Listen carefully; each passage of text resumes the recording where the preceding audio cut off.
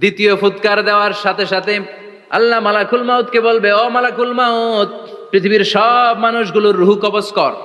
সব মানুষের রুহু কবজ হয়ে যাবে। সব জিনদের রুহু কবজ কর। সব জিনদেরও রুহু কবজ হয়ে যাবে।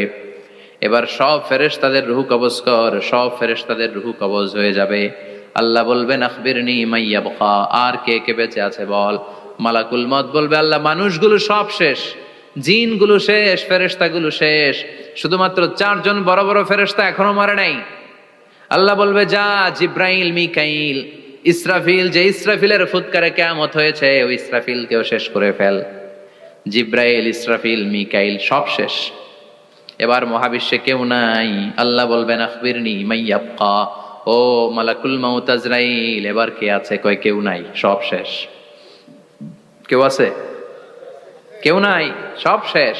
আছে শুধু আল্লাহ আর মালাকুল মাউত, ঠিক কি না? আল্লাহ বলবে, আখবিরনি মাইয়াবকা, ও মালাকুল মাউত, আমারে বল কে আছে? কয় আমি আছি। কয় তুই মর। আমি আছি, আমি। আল্লাহ বলবে, তাহলে এবার তুই মর। তুই মর শোনার সাথে সাথে মালাকুল মাউতের কাঁপুনি ছুটে যাবে, খিচুনি ছুটে যাবে। ভয় ভয়ে খিচুনি ছুটে যাবে, কারণ মৃত্যুটা তো সে দেখেছে। 2টা সিস্টেমে মালাকুল মাউত রূহ কবজ করে। আপনারা যারা আল্লাহওয়ালা, আপনাদের মাথার সামনে এসে একটা যুবক, সুশ্রী, যত সুন্দর হতে পারে একজন মানুষ, এরকম একজন মানুষের চেহারায় আসবে আপনাদের কাছে। এসে সুগন্ধি পারফিউম মাখা সাদা ধবধবে কাপড় পরে এসে আপনার শিওরে বসবে। এসে খুবই বিনয়ের সাথে, ভদ্রতার সাথে বলবে, ইয়া আইয়াতুহান নাফসুল মুতমাইন্না, ইয়া আইয়াতুহান নাফসুল মুতমাইন্না, ইয়া আইয়াতুহান নাফসুত তাইয়্যিবা, হে পবিত্র আত্মা, বেরোয় আয়। বলার সাথে সাথে আপনার রুহুটা স্মুথলি বেরোয় যাবে। ইয়াতি বিহানুত মিন হানুতিল জান্নাহ, কাফান মিন আকফানিল জান্নাহ, জান্নাতের হানুতে করে কাফনের মধ্যে পেঁচিয়ে আপনার রুহুটারে মালাকুল মাউত ইল্লিনে নিয়ে যাবে। আল্লাহ আমাদের সবার নসিবে এই ঘটনা তুমি জারি করে দিও, আমিন।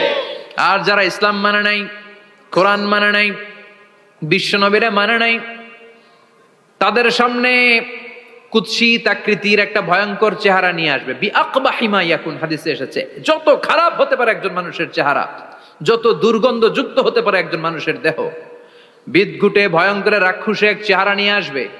মুমিনের সামনে এসে যেমনি ভদ্রভাবে বসে যায়, সে এরকম আসবে না। সে ত্রাস সৃষ্টি করবে। ডাকাত যখন আপনার অ্যাটাক করে, এমন ত্রাস সৃষ্টি করবে, কোপ মেরে আঘাত করে আপনি ভয়ে সব দিয়ে দিবেন।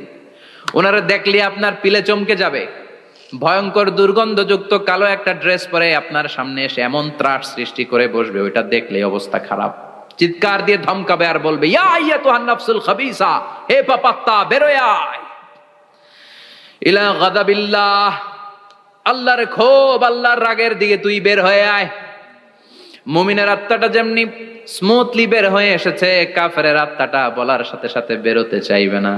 আত্মাটা একবার ডানে দৌড়, একবার বায়ে দৌড়, একবার সামনে দৌড়, আর একবার পিছনে দৌড়। এবার মালাকুল মাউত আরো হিংস্র হয়ে যাবে। পা থেকে টান মেরে সারা দেহ থেকে খিচুনি দিয়ে পুরো দেহটারে চাপতে চাপতে জীবিত একটা ছাগলের চামড়া জীবিত অবস্থায় তার দেহ থেকে উল্টো দিকে টেনে টেনে বের করলে যেমন কষ্ট হয়, একজন কাফেরের রুহু দেহ থেকে টেনে হিচড়ে মালাকুল মাউত বের করে ফেলবে। এজন্য আল্লাহর কাছে আমরা চাই, ঈমানের পথে অবিচল থেকে আমার মরণ যেন হয়। প্রতিদিন পড়বেন এটা দোয়া। ঈমানের পথে থেকে যেন আমাদের মৃত্যু হয়। পড়েন আমিন। মালাকুল মাউত এই দৃশ্যগুলো নিজেই ঘটিয়েছে। তার জানা আছে মৃত্যুর কত কষ্ট। আল্লাহ বলবেন মর, বলার সাথে সাথে কাঁপুনি ছুটে যাবে। আল্লাহ বলবেন কেঁপে লাভ নাই, মর, মরতে হবেই, কারণ কুল্লু নাফসিন, everyone has to take the test of death. সবাইকে মৃত্যু নিতে হবে, গ্রহণ করতে হবে স্বাদ। The most certain thing in our life is death, but the most uncertain thing in our life is the time of death. আমাদের জীবনের সবচাইতে সুনিশ্চিত বিষয় হচ্ছে যে আমরা মরবো, এটা আমরা সবাই জানি না। কিন্তু সবচাইতে অনিশ্চিত বিষয় হচ্ছে যে আমরা কখন মরবো, এটা আমরা কেউ জানি না। জানি মালাকুল মাউত কাঁপতে থাকবে। আল্লাহ বলবেন জান্নাত এবং জাহান্নামের মাঝ বরাবর একটা জায়গা আছে, আল আরাফ, ওইখানে দাঁড়া।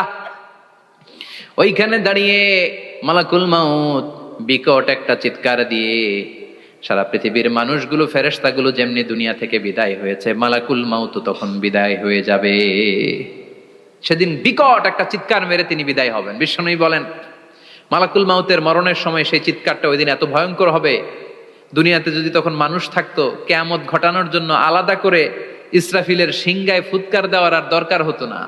মালাকুল মাউতের মরণের কষ্টের ওই চিৎকারের আওয়াজ শুনলে মানুষগুলো সব কানের পর্দা ফেটে জমিনের মধ্যে তখনই লাশ হয়ে পড়ে যেত।